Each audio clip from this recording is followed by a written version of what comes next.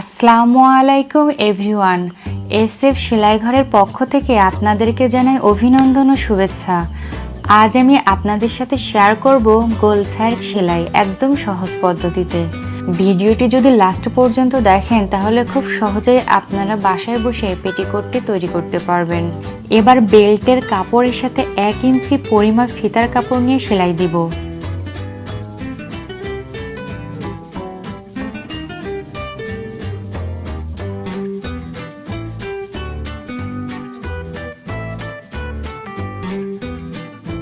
এখন আমি বেল্টের কাপড়ের দুই পাশ একটু করে ভাঁজ করে সেলাই দিব।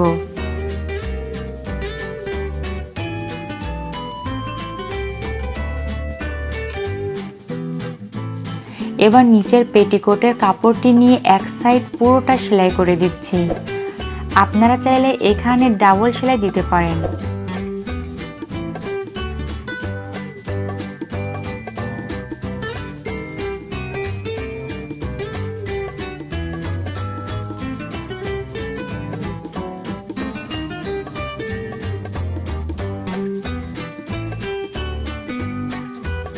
এরপর আরেকটি সাইড খোলা আছে।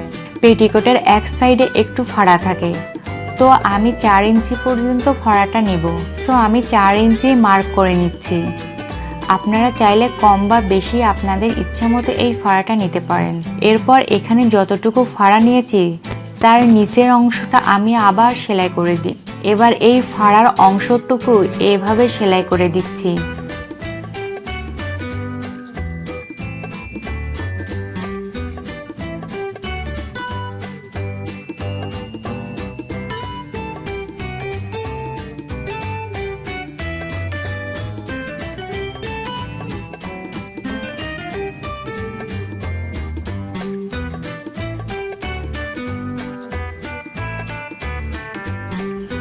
তো এই সাইড তো কাটা হয়নি, তাই একটি করে ভাঁজ দিয়ে সেলাই করে দিচ্ছি। কাটা থাকলে 2 ভাঁজ করে সেলাই দিতে হতো, নইলে কাপড়ে সুতা উঠতো।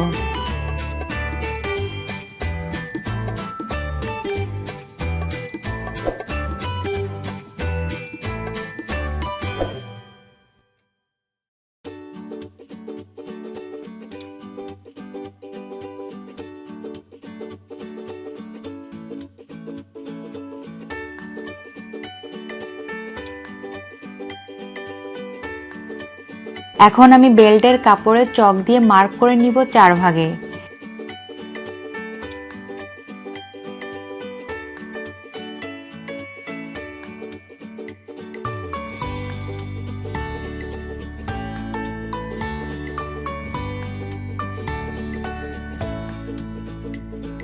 এবার নিচের কাপড়ের অংশটুকু 4 ভাগে মার্ক করে নিব। মার্ক করার কারণ হচ্ছে প্রতিটি ভাগে ভাগে মিলিয়ে মিলিয়ে আমি কুচি দিব। এইভাবে কুচি দিলে কুচি কোনো দিকে কম বা বেশি হয় না, সব দিকে কুচি সমান থাকে। যারা নতুন তাদের জন্য এই কুচির সিস্টেমটি অনেক হেল্পফুল মনে হবে। এখন বেল্টের কাপড়টি নিচে রাখবো সোজা করে, আর নিচের অংশের কাপড়টি উল্টা করে বেল্টের কাপড়ের উপর রেখে ভাগে ভাগে কুচি দিয়ে যাব।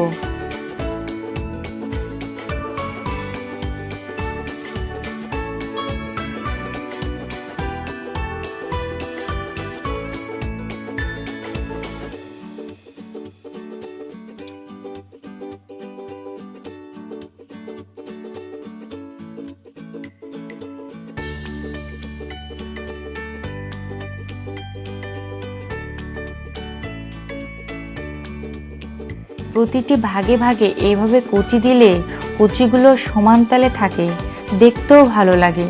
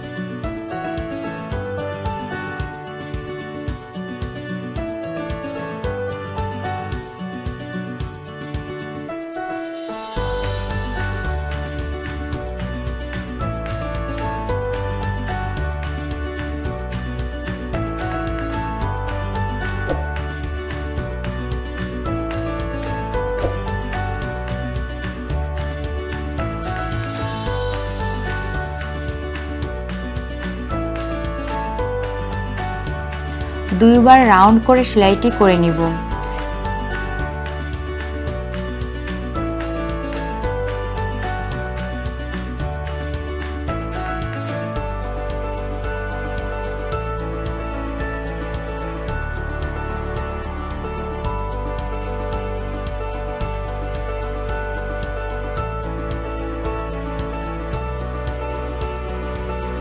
এখন আমি ফিতা তৈরি করব।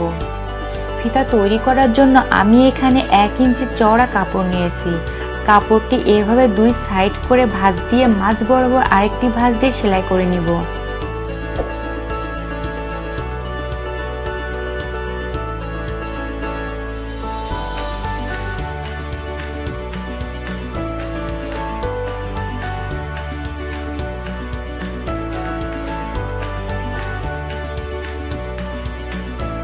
তো ভিউয়ার্স, আপনাদের যদি কোনো ধরনের কাটিং এবং সেলাইয়ের বিষয়ে বুঝতে কোনো ধরনের অসুবিধা হয় অবশ্যই কমেন্টে জানাবেন।